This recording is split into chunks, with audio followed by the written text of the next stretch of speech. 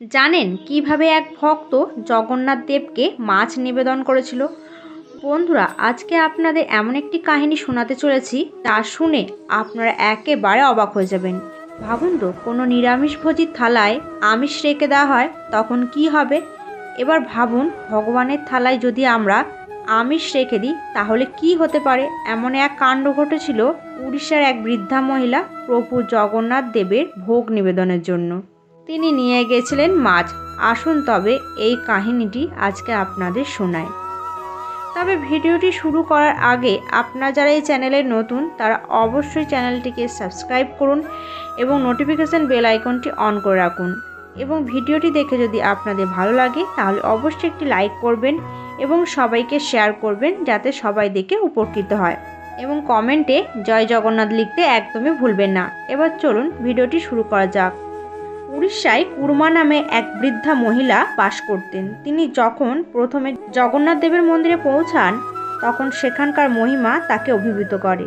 সুন্দর সেই মন্দির, ঘণ্টার শব্দ এবং পুরোহিতদের মন্ত্র উচ্চারণ এবং ভক্তদের ভিড় এমন দর্শনীয় স্থান যা সে কখনো আগে দেখেনি। কিন্তু সব থেকে বেশি তাকে অভিভূত করেছিল তা হলো স্বয়ং জগন্নাথ দেবের রূপ, যা তাকে সম্পূর্ণরূপে মন্ত্রমুগ্ধ করেছিল।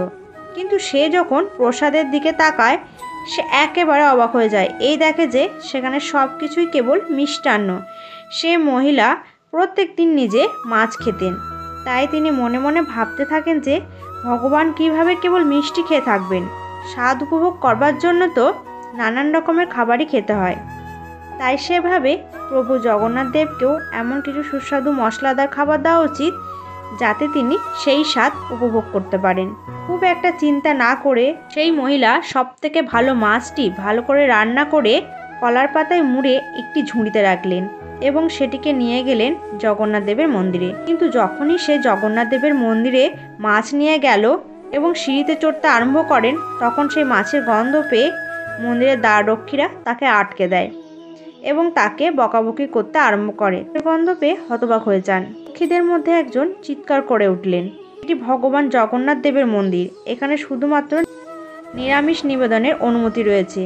আপনি ভগবানকে কখনোই মাছ দিতে পারবেন না।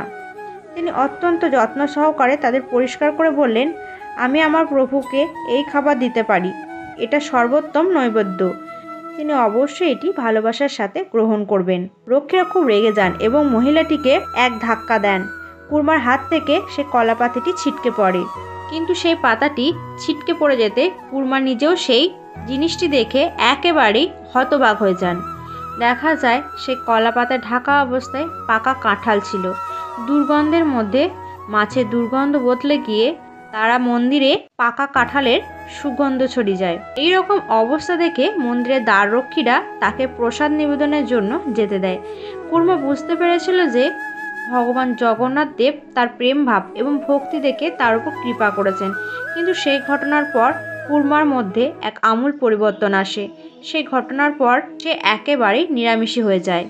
তারপর থেকে সে নিরামিষভাবে ভগবানের জন্য রান্নাবান্না করতে শুরু করেন এবং ভগবানের জন্য নিয়মিত পাকা কাঁঠাল নিয়ে যেতে শুরু করেন। বন্ধুরা, উড়িষ্যার পুরীর বিখ্যাত জগন্নাথ দেবের মন্দিরের দেবতা স্বয়ং জগন্নাথ তার ভক্তদের প্রতি তার নিঃস্বার্থ ভালোবাসা করুণার জন্য বিখ্যাত।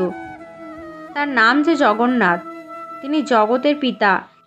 তার ভক্তদের প্রতি জগন্নাথ দেবের ভালোবাসা অনন্য, কারণ এটি ধর্মীয় রীতিনীতি আচার অনুষ্ঠানকে অতিক্রম করে কঠোর আনুগত্যের গুরুত্ব, আন্তরিকতার ভক্তি ও গুরুত্বের কথা বলে। এর সবথেকে বিশিষ্ট একটি কাহিনীর মধ্যে একটি কাহিনী হলো কুর্মার গল্প, যিনি বিশুদ্ধ ভক্তি থেকে অজান্তে ভগবানকে মাছ নিবেদন করতে গেছিলেন।